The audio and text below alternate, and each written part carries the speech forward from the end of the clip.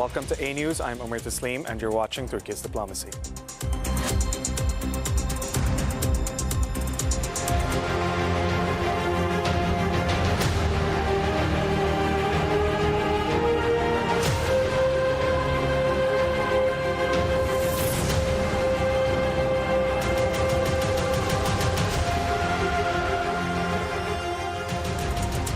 This week, Turkey stands at the center of global power shifts. In Istanbul, Ukraine and Russia held their first direct talks in years with hopes of a ceasefire. At the same time, the United States has lifted all sanctions on Syria, signaling a major shift in its Middle East strategy.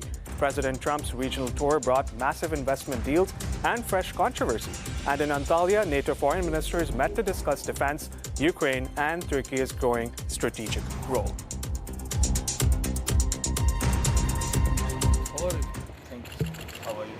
Türkiye has once again emerged as a focal point in international peace diplomacy. Ankara hosted a high-level meeting between Turkish President Recep Tayyip Erdogan and Ukrainian leader Volodymyr Zelensky at the presidential complex. Zelensky's visit comes amid renewed efforts to revive stalled peace negotiations between Russia and Ukraine. As a NATO member straddling Europe and Asia, Türkiye has consistently offered to mediate between the warring parties and now appears to be taking on a more assertive role in shaping the continent's security architecture.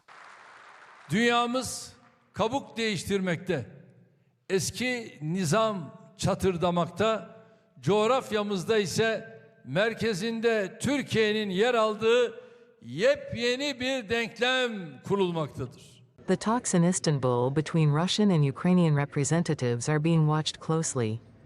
Observers see them as a rare opportunity to explore diplomatic off-ramps in a war that has caused immense human suffering and shaken global stability.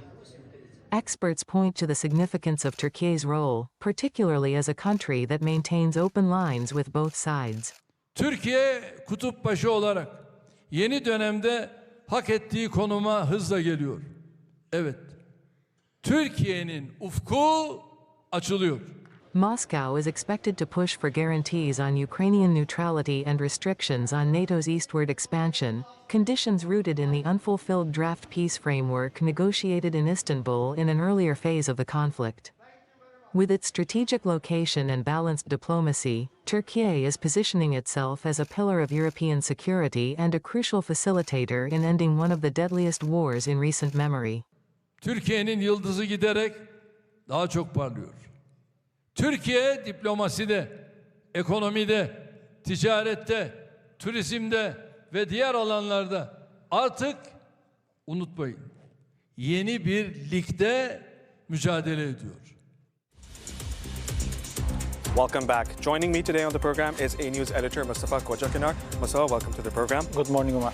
Mustafa, the events that have been unfolding in Istanbul over the past few days have been very exciting. But the most important event that we saw yesterday was the Ukrainian President Volodymyr Zelensky arriving in Ankara and then meeting President Recep Tayyip Erdogan. There were no Russian officials. There were Russian officials, but at a lower level. There were no ministers. President Putin also did not show up for this meeting, and neither did President Trump. So, Mustafa, what's the situation today?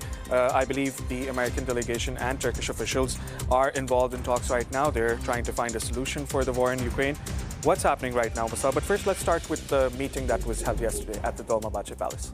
Omar, right now it is crystal clear that Turkey's diplomatic horizon is expanding this week, and all international eyes are on Turkey's role in ending war between Ukraine and Russia. As you know, last week Russian President Vladimir Putin proposed direct talks with the Ukrainian decision makers in Istanbul to discuss what can be done in terms of reaching a solution to the ongoing conflicts. And Ukrainian President Volodymyr Zelensky immediately responded to Putin's proposal, and he is saying that he said that he will be waiting for in Turkey for Putin.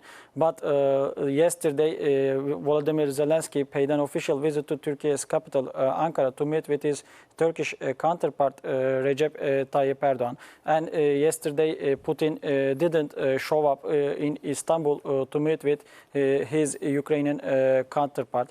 Right now, Russia is being represented by Deputy Foreign Minister and Defense Minister. Russia is not being represented at the ministerial level, and Ukrainians are accusing Russia of obstructing any possible peace deal between two important neighbors in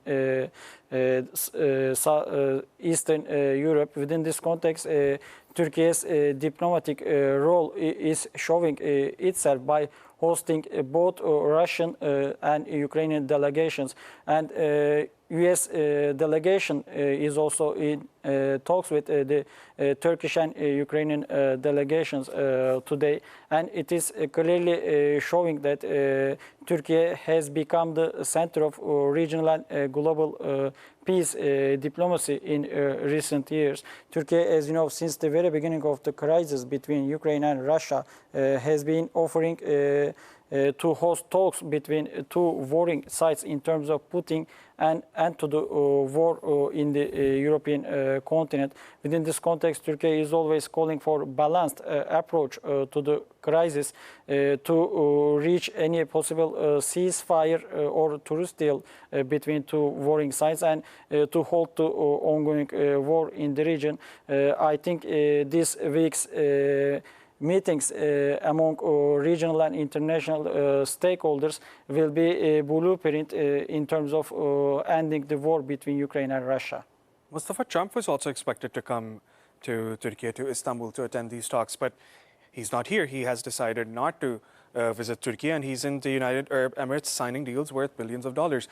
Do you think if Trump had been in Turkey, if he had arrived in Turkey for these meetings between Russia, Ukraine, and Turkey, do you think we could have found a solution for the war in Ukraine, or would that have led to more talks and negotiations rather than a ceasefire? Umar, as you know, ever since Trump took the Oval Office at the White House in January, the United States has been pushing for peace and dialogue and diplomacy between Ukraine and Russia to reach peace and ceasefire in the region. As part of Trump's approach to the Ukraine-Russia war, U.S.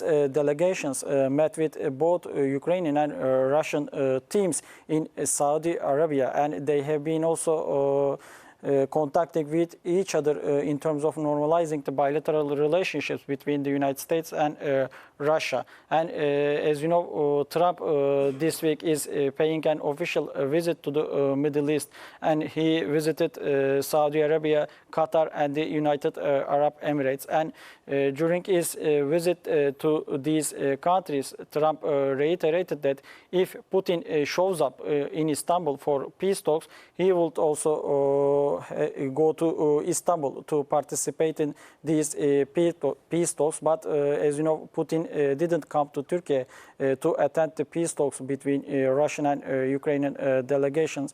And I think that it would be very optimistic to expect any meetings right now between Trump and Putin, or Putin and Zelensky. Actually, it is up to Ukrainian and Russian delegations right now to determine the peace terms.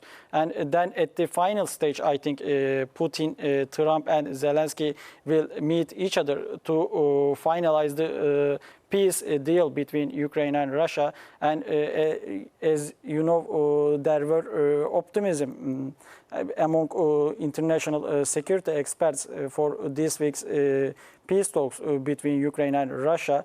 But I think we will have to wait for some time to meet with to see the meeting between Putin and Zelensky. Russian and Ukrainian delegations first are supposed to determine the peace terms, and then leaders will meet each other and make a final decision about putting an end to the war. Mustafa, when we talk about Europe in this war, the Europeans are also starting to act tough with the Russians. Germany and France have commented on the current situation. French President Emmanuel Macron has said that France will impose more sanctions. The European Union together as a whole, will impose more sanctions on Russia. Germany has said that Russia cannot dictate peace on its own terms. So what's the European position right now? How is the European Union or European countries looking at the situation in Ukraine?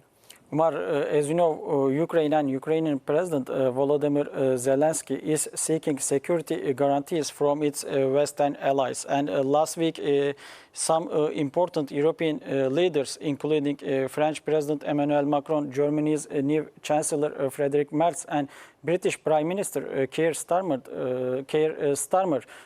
paid an official visit to Ukraine to meet with their Ukrainian counterpart Volodymyr Zelensky, and they reiterated Europe's strong stance in terms of ensuring Ukraine's political sovereignty and territorial integrity. As you know, United States is one of the most important contributors to defense procurement for Ukraine, and sometimes Trump is threatening Ukraine in terms of withdrawing American military support for Ukraine. And I don't think that Ukraine can continue its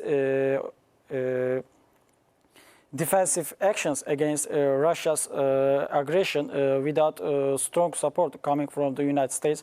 Right now, Europe is trying to play an important role in terms of keeping peace and security in the old continent. And I don't think that Putin will accept any European intervention in the Ukraine-Russia war.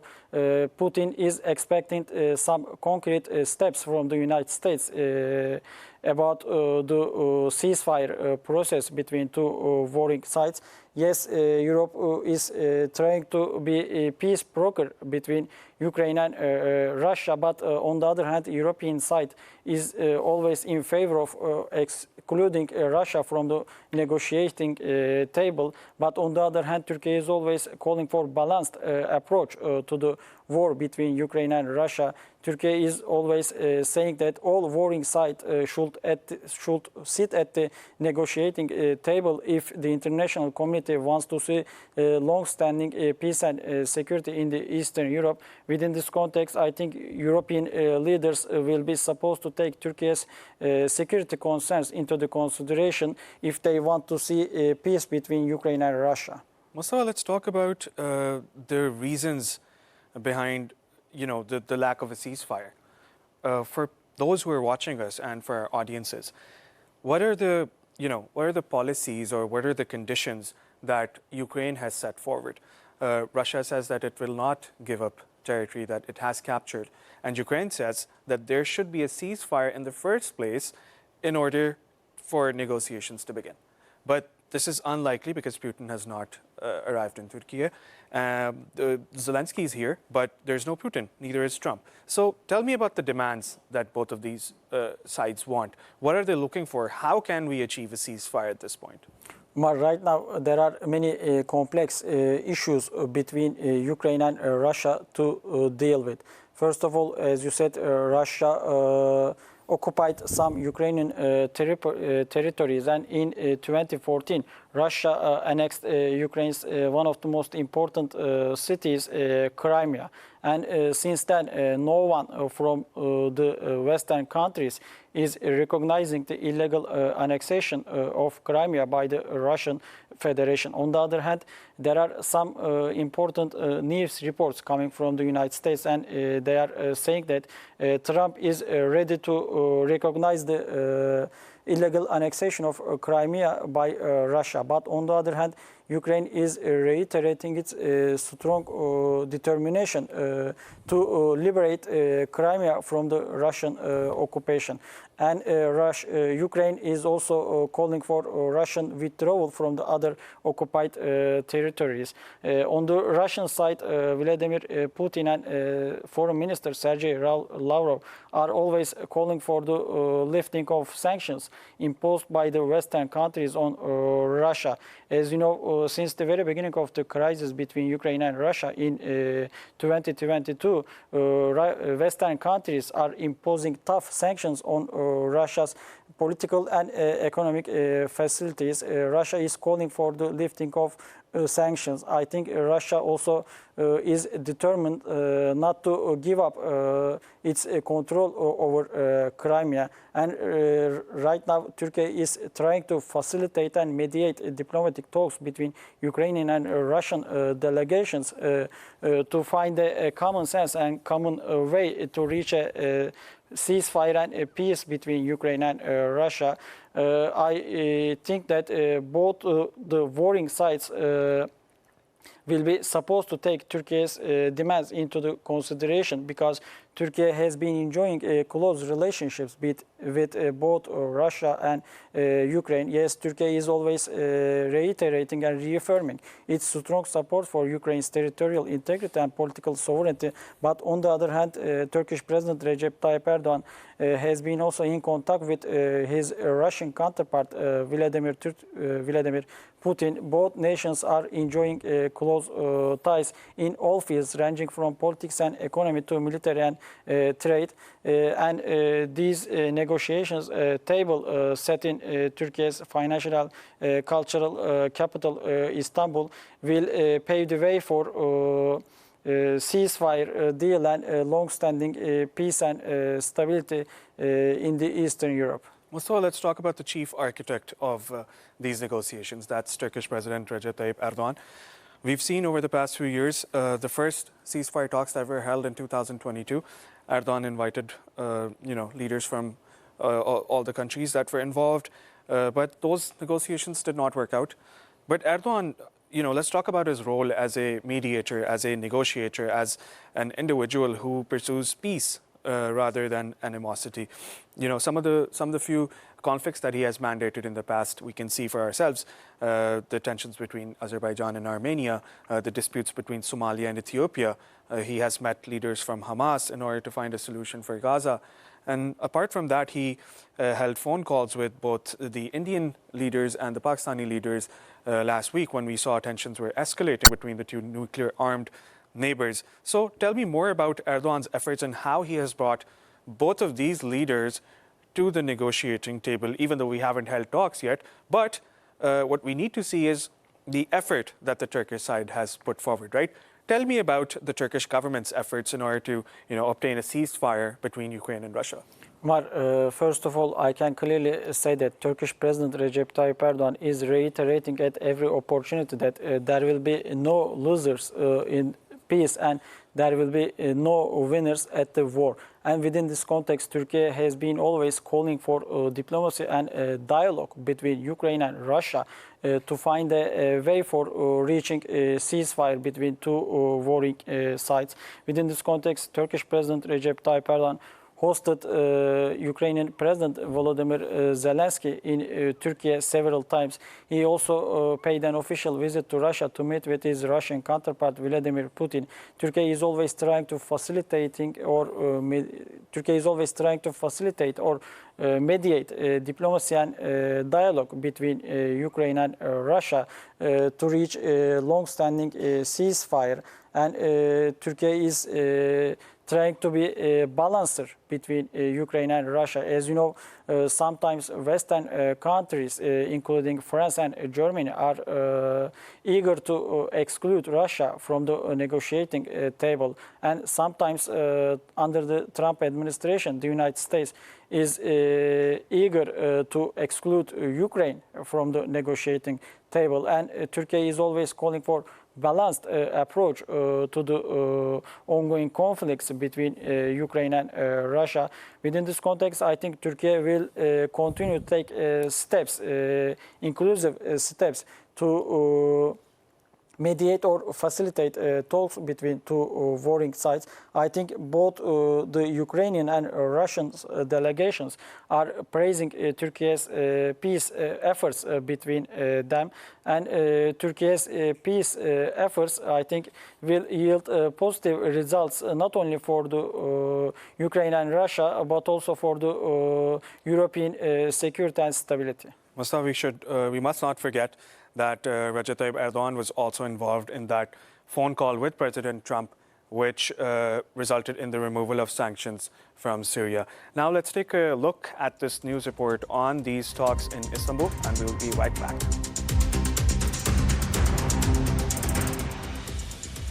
All week, everyone has been wondering whether Russia's President Putin would sit down with Ukraine's President Zelensky. Putin said that the two sides should reopen direct talks, and Zelensky said, okay, I'll fly to Turkey, meet me there face to face.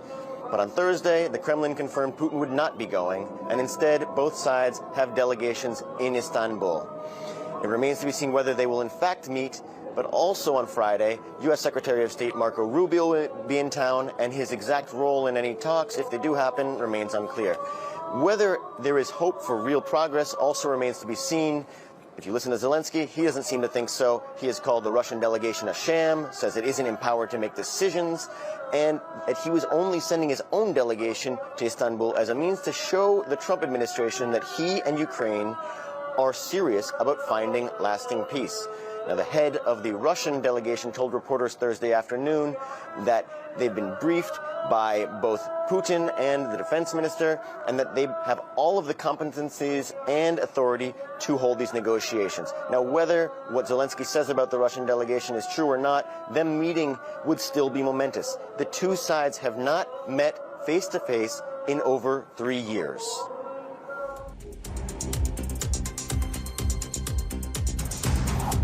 Welcome back to the program. Now let's take a look at the front page of Daily Sabah. Mustafa, again, a very important story is on the front page of Daily Sabah, the meeting between Turkish President Erdogan and Ukrainian President Volodymyr Zelensky. Uncertainty and hope reign for peace. Tell us more about this, Mustafa. Well, Ukrainian President Volodymyr Zelensky was in Turkey's capital Ankara yesterday, and Russian and Ukrainian delegations were supposed to meet in Turkey's Istanbul. And these types of diplomatic engagements between regional and international stakeholders are always raising hopes for international community to see peace and tranquility in the European continent. On the other hand, everyone was expecting from Putin to come to Turkey to meet with his Ukrainian counterpart Volodymyr Zelensky. But I don't think that Putin was about to come to Turkey this week, because right now Russians are not considering Zelensky's presidency as legitimate, because Russians are always claiming that Ukraine is supposed to hold general elections to elect a new president. Within this context, Putin, I think, is not willing to meet with Ukrainian President Volodymyr Zelensky. But on the other hand, Ukrainians are claiming that we are at the war right now, and it is impossible for us to hold general elections under these current circumstances. And I think that these type of negotiations will continue between the international and regional stakeholders. Turkey will always facilitate talks and dialogue between Ukraine and Russia in terms of halting the ongoing conflicts in the Eastern Europe. I hope that Putin and Zelensky will find a common way and common sense, and they will take both Turkey and the United States demands into the consideration, and regional and international stakeholders will be able to keep peace and security between Ukraine and Russia. Mustafa, indeed, because Zelensky has said that we cannot hold elections right now because of the situation, because of the Russian attacks. There's a situation of migration and the refugees as well. So it's extremely difficult for Ukraine to hold elections at this time. Mustafa, another story that I saw in the morning was Trump touts Washington nearing nuclear deal with Iran. Can we expect a deal soon? Omar, as you know, since his first presidency in the United States, Donald Trump has been pursuing a maximum pressure campaign against Iran. Within this context, Trump withdrew the United States from the Joint Comprehensive Plan of Action. It can be called as Iran nuclear deal. United States has been also imposing tough sanctions on Iran, and Iran is still continuing to enrich uranium. And since January, Trump has been calling for diplomacy and dialogue with Iran to deal with the Middle Eastern countries' nuclear program. And they held several talks, indirect talks, to discuss what can be done in terms of reaching a solution to Iran's nuclear problem. I think this week Turkey will also host talks between Iranians and Europeans to discuss Iran's nuclear ambitions.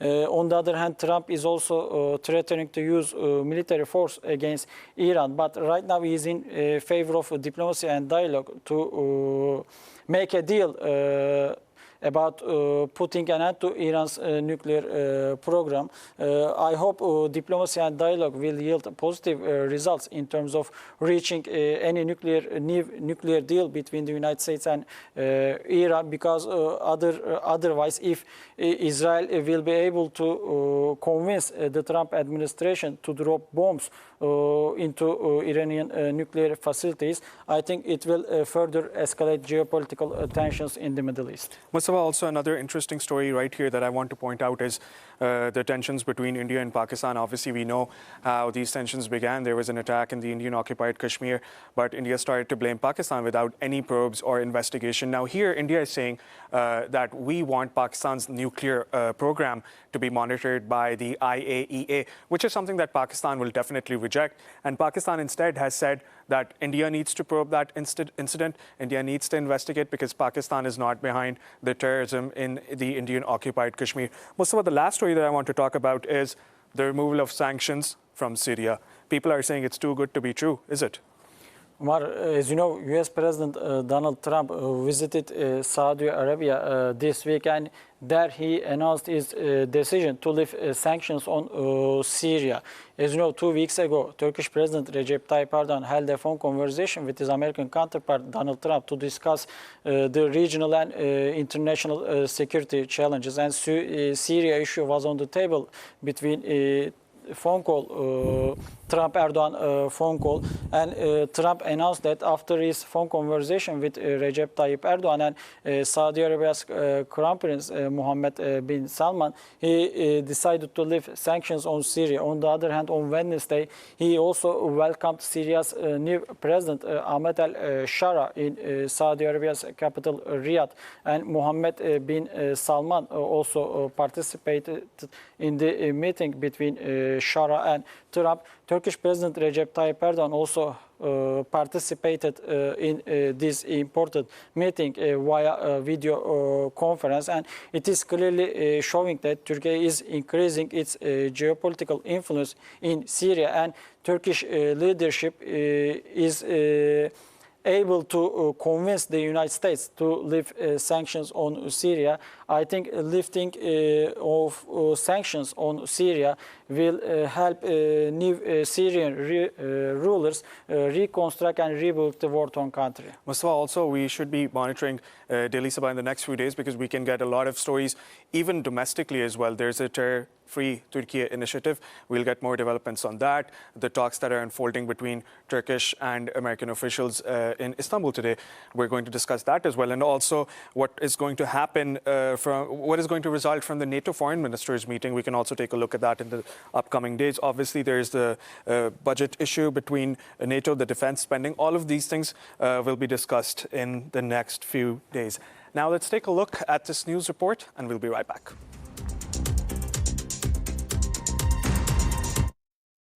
After discussing the situation in Syria with the Crown Prince, your Crown Prince,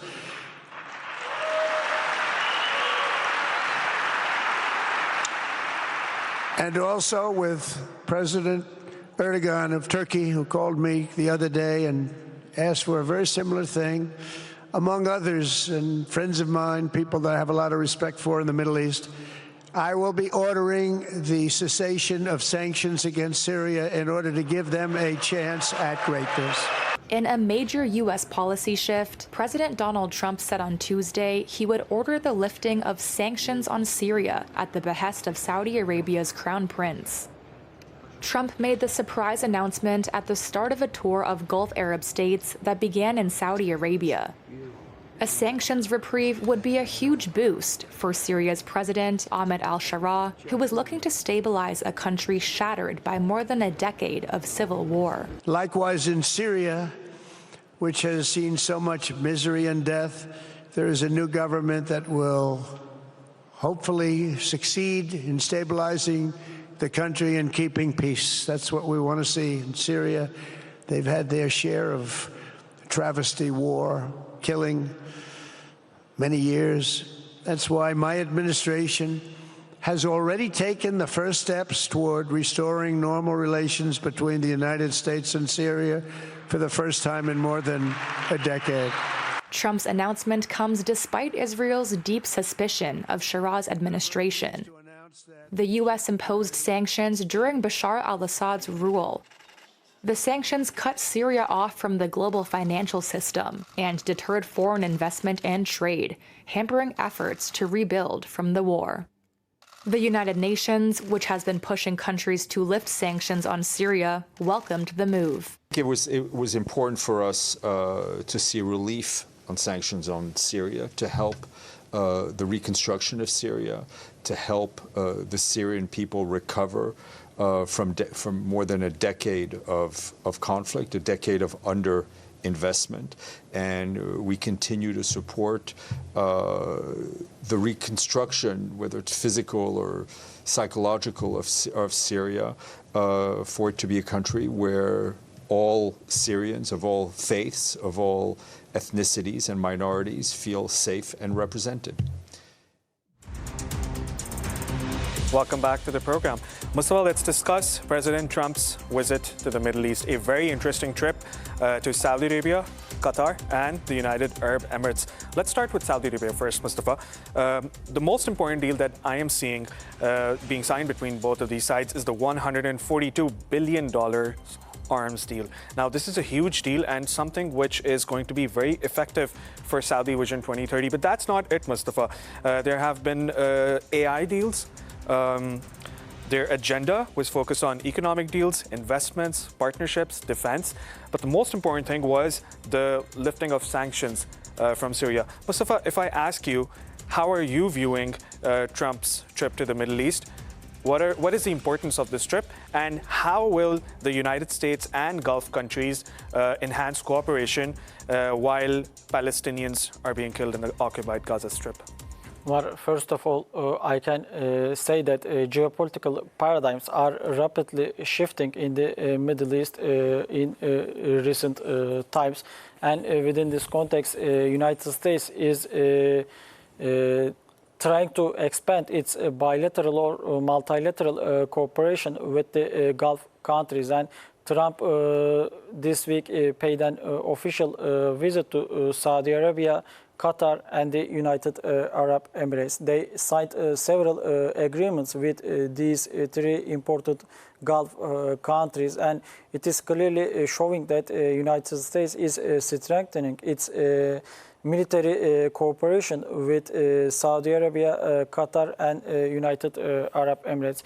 These countries are also pledging to invest in infrastructure and artificial intelligence fields in the United States, and it is clearly showing that the new geopolitical era is beginning in the Middle East. But I think that the most important thing we can take from this Middle East visit is that the United States is excluding Israel from the decision-making process. As you know, Trump was one of the most important supporters of Israel's embattled Prime Minister Benjamin Netanyahu's policies in the Middle East. But since the last week, there have been several news reports coming from the United States, and they are claiming that right now Trump is excluding Netanyahu from the decision-making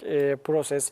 And Trump didn't visit Israel this week. And United States cooperation and collaboration with the Gulf countries, I think, are pushing Israel's buttons. And as you know, Israel is still continuing its military offensive in the occupied Palestinian Gaza Strip. And Trump says that the United States will continue to push for ceasefire in Gaza. I hope that Trump will be able to convince the Israeli decision makers and warmongers in Israel to halt their military offensive and to reach a ceasefire deal with Palestinian resistance group Hamas. Musa, it's very interesting.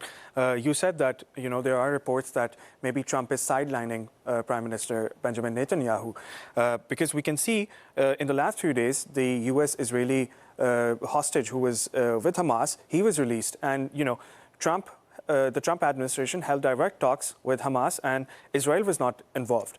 But at the same time, Mustafa, President Trump is being criticized for his visits to Qatar and Saudi Arabia. Now, we know Qatar was a leading negotiator in this war between the Israeli side and Hamas.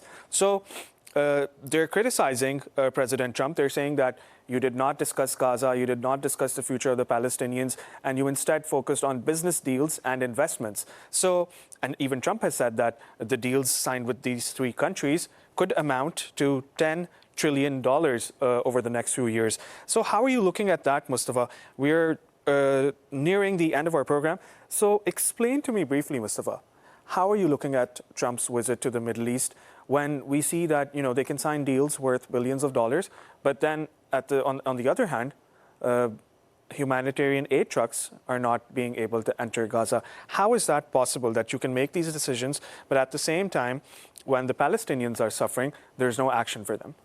For the bilateral relationships between the United States and Gulf countries, I can clearly say that these countries are right now determined to strengthen and enhance bilateral relationships in the defense field. For the part of Gaza, as you know, Turkey, Qatar and Egypt have been always pushing for ceasefire between Hamas and Israel. And Israel and Hamas reached ceasefire with the mediation of Qatar and Egypt. And this time, as you also mentioned about it, Hamas released one American-Israeli hostage as a gesture to U.S. President Donald Trump. And Hamas and the United States engaged direct talks to be able to reach a ceasefire in the Middle East. And it is clearly showing that Palestinian resistance group Hamas, Qatar,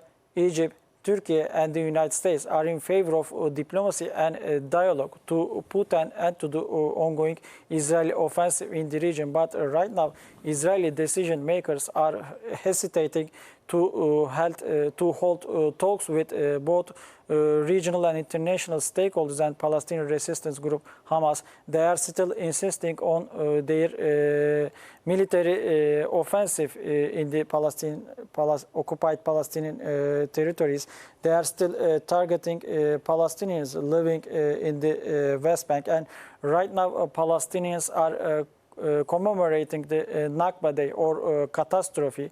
And I think that Turkey, Qatar and Egypt will accelerate their diplomatic efforts to reach new ceasefire deal between Israel and Hamas. If Israel takes United States demands into the consideration, I think it will facilitate any ceasefire deal with the Palestinian resistance group Hamas. And Turkey is also calling for the recognition of the Palestinian state by the international community, particularly the Western countries. Some news reports also are also indicating that Trump is willing to recognize the independence of Palestinian states if the international community recognizes the legitimate rights of Palestinian people, I think it will help all regional and international stakeholders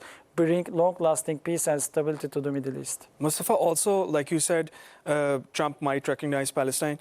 I was reading that Trump has said that the United States could own Palestine, and he would ensure that Palestinians get to live on their lands. But we don't know if that could be true. That could be another statement made by President Trump, like he has in the past. Also, Mustafa, two small things that I want to touch upon before we end the program. Iran was mentioned on a number of occasions during the visit, and also Trump said that he would like Saudi Arabia to join the Abraham Accords and recognize the state of Israel. But we all know the Saudi point of view. Saudis, Qataris, the Emiratis, they have said that, there should be a two-state solution, and Israel, and there should be, both of these sides should live in harmony. Anews editor Mustafa Koca-Kanar, thank you for being on the program. You are welcome, Omar. And that wraps up this edition of Turkey's Diplomacy. Thank you for joining us. We'll be back soon with more insights.